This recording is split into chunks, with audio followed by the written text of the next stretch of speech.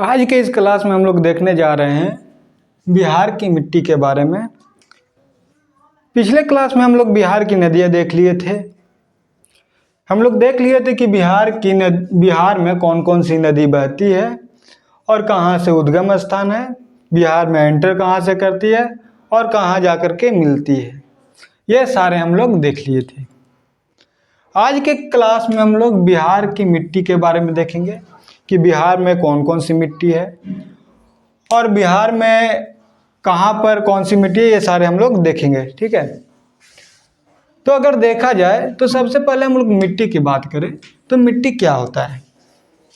मिट्टी क्या होता है तो मिट्टी की बात करें तो पृथ्वी जो होता है, हमारा जो पृथ्वी है, इसकी ऊपरी परत जो है ना, ऊपरी परत जो कि कार्बनिक और अकार्बनिक पदार्थों से मिलके बनती है, उसको ही हम लोग मिट्टी कहते हैं। मिट्टी क्या होता है?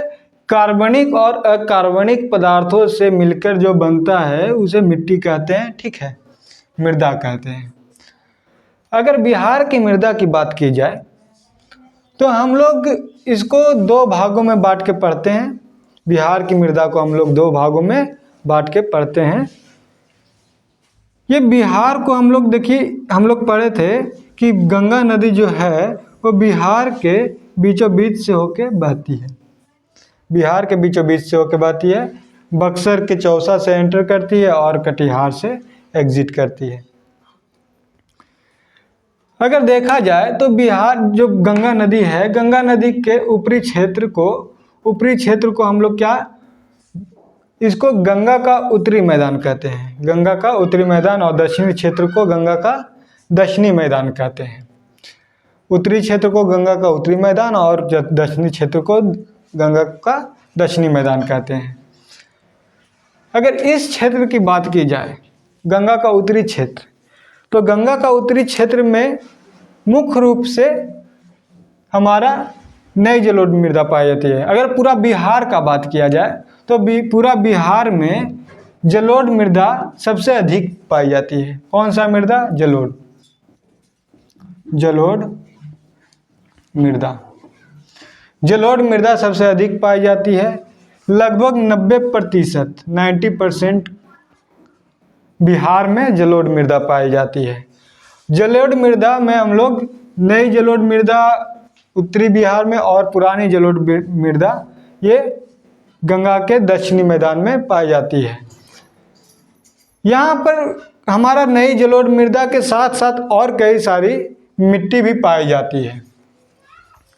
जैसे कि देखिए, यहाँ से हम लोग शुरू करते हैं। यहाँ पर जो है पश्चिम चंपारण का क्षेत्र, यहाँ पर हमारा जो है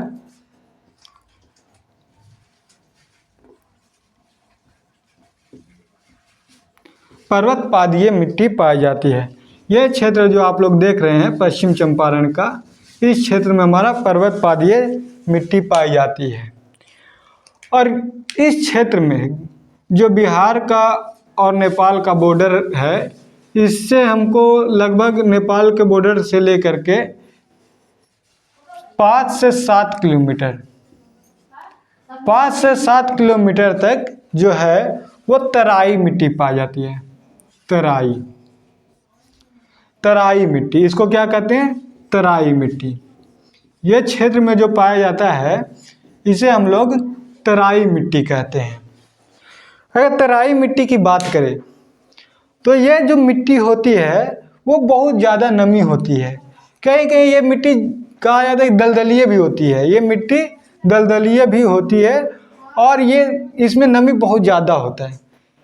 अगर बात करें फसल का तो इसमें ऐसी खेती अधिक होती है जिसको पानी का ज़रूरत अधिक हो। जैसे कि यहाँ गन्ना का खेती बहुत ज़्यादा गन्ना उपजाया जाता है। यानी कि अगर यहाँ इस क्षेत्र में अगर गन्ना का पैदावार किया जाए तो गन्ना काफ़ी मात्रा में हम लोग पैदा कर सकते हैं। गन्ना हो गया, जूट हो गया, धान हो गया, ये सारी खेती इस क्षेत्र में अधिक की जाती है और उपजाऊ भी है ये। अगर हम इस क्षेत्र की बात करें तो ये जो क्षेत्र है, इस क्षेत्र में हमारा बलसुंदरी मिट्टी पाई जाती है। कौन सी? बलसुंदरी। बलसुंदरी, बलसुंदरी, बलसुंदरी मिट्टी पाई जाती है। बलसुंदरी मिट्टी जो होती है पुरानी जलोढ़ मृदा की तरह ही होती है, लेकिन यहाँ देखा जाए तो इसमें चमक अधिक होती है। ये जो है बलसुंदरी मिट्टी है, या सारण हो गया, सिवान हो गया, हल्का फुल्का मुजफ्फरपुर में भी इसका फैलाव आ जाता है, यहाँ गोपालगंज में भी इसका फैलाव आ जाता है। इस तरह से ये बलसुंदरी मिट्टी फैला हुआ है, ठीक है। और अगर हम बात करें, बलसुंदरी मिट्टी यहाँ पाया जाता है, और इस क्षेत्र में हमारा गंगा के ऊपर, गंगा नदी के ऊपर इधर से ये जो क्षेत्र है, इस क्षेत्र में हमारा जो है पुरानी जलोढ़ मृदा, क्या? पुरानी जलोढ़ मृदा, पुरानी जलोढ़ मृदा, पुरानी जलोढ़ मृदा इस क्षेत्र में हमारा पाया जाता है। इस क्षेत्र में पुरानी जलोढ़ मृदा पाया जाता है। अगर पुरानी जलोढ़ मृदा की बात करें तो ये नई जलोढ़ मृदा के अपेक्षा काफ़ी ज़्यादा अनुपजाऊ होती है। मतलब कि उपजाऊ तो होती है, लेकिन जलोढ़ मृदा से, नई जलोढ़ मृदा से कम उपजाऊ होती है। अगर इधर इसको कहें, पुरानी जलोढ़ मृदा को हम लोग बांगर भी कहा जाता है, बांगर, बांगर, बांगर मृदा कहा जाता है। और इसको हम लोग खादर, यानी कि नई जलोढ़ मृदा को हम लोग खादर भी कहते हैं, खादर, खादर, खादर मृदा कहा जाता है। ये जो क्षेत्र है इधर हमारा जो है, ये नई जलोढ़ मृदा इधर पाई जाती है। इस क्षेत्र में हमारा नई जलोढ़ मृदा पाई जाती है। अब नई जलोढ़ मृदा के बारे में हम लोग देखें तो ये क्या होता है, नई जलोढ़ मृदा क्या होता है। तो यहाँ आप लोग को हम पढ़ाए थे कि यहाँ जो है काफ़ी सारी नदियाँ आकर के बिहार में आती है। जैसे कि यहाँ से देखिए आपका, यहाँ पर हमारा आ जाता है सरयू नदी, यानी कि घाघरा नदी। फिर यहाँ से हमारा आ जाता है गंडक नदी, बूढ़ी गंडक नदी। फिर यहाँ हमारा बागमती नदी, कमला नदी, फिर यहाँ महानंदा नदी। ये सारी नदियाँ आकर के गंगा में मिलती है। तो ये सारी नदियाँ जो होती है वो निकलती है, इसमें रफ्तार बहुत ज़्यादा होता है, पानी बहुत ज़्यादा आता है ऊपर से। क्यों? क्योंकि ये जो क्षेत्र है इधर पर्वतीय क्षेत्र है, मतलब कि यहाँ पर्वत बहुत ज़्यादा है, और ये पर्वत से ढलाव भी बहुत ज़्यादा है। इसलिए पर्वत से जो ढलाव आता है पानी, वो बहुत ज़्यादा प्रेशर में आता है और मिट्टी को क्या है कि फैला देता है।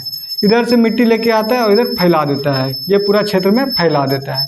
और फैला देने के कारण जो होता है, ये मिट्टी जो होती है नई जलोढ़ मृदा कहलाती है। यानी कि ये सारा मिट्टी जो है नया आता है तो नई जलोढ़ मृदा कहलाती है। आप लोग नई जलोढ़ मृदा समझ गए होंगे, खादर जो मिट्टी है। अब हम लोग देखते हैं यहाँ पर हम लोग दक्षिण बिहार के बारे में देखते हैं। दक्षिण बिहार क्या होता है, दक्षिण बिहार में कौन कौन सी मिट्टी पाई जाती है। यानी कि गंगा का जो दक्षिणी क्षेत्र, जो दक्षिणी मैदान है, गंगा का दक्षिणी मैदान, इसमें कौन कौन सी मिट्टी पाई जाती है।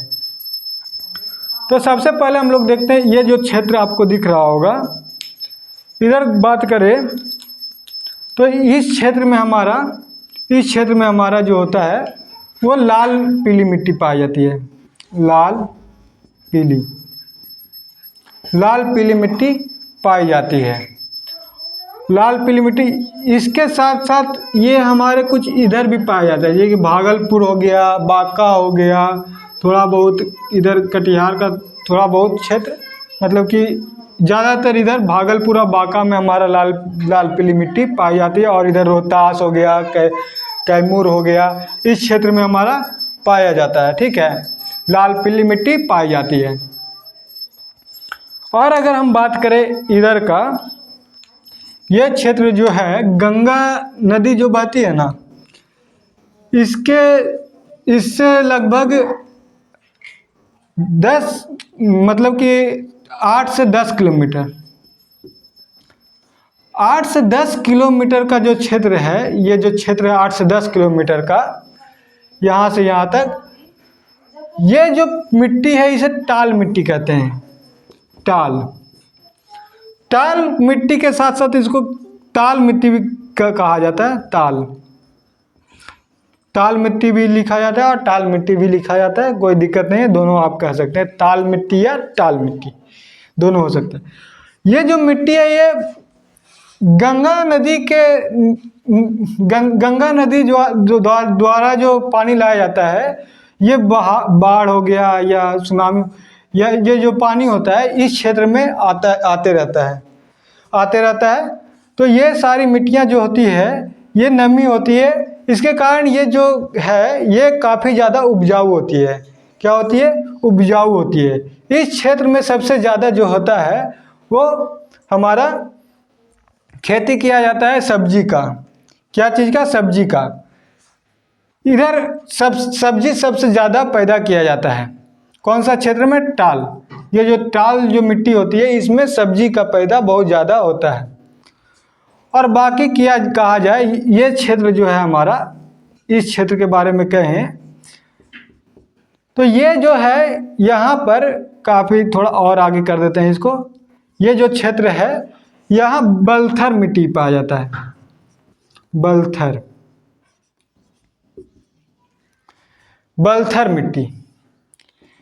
मिट्टी इस क्षेत्र में पाया जाता है। बलथर मिट्टी जो होता है वो बालू और मिट्टी का मिश्रण होता है, इसको बलुई मिट्टी भी कहते हैं, बलथर मिट्टी।